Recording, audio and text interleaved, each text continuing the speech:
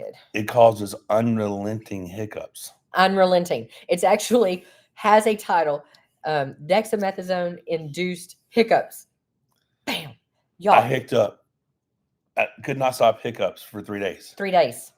3 days. nonstop days of hiccups. So put this into perspective. I can't sleep because I had hiccups. It was. So then I drink I water either.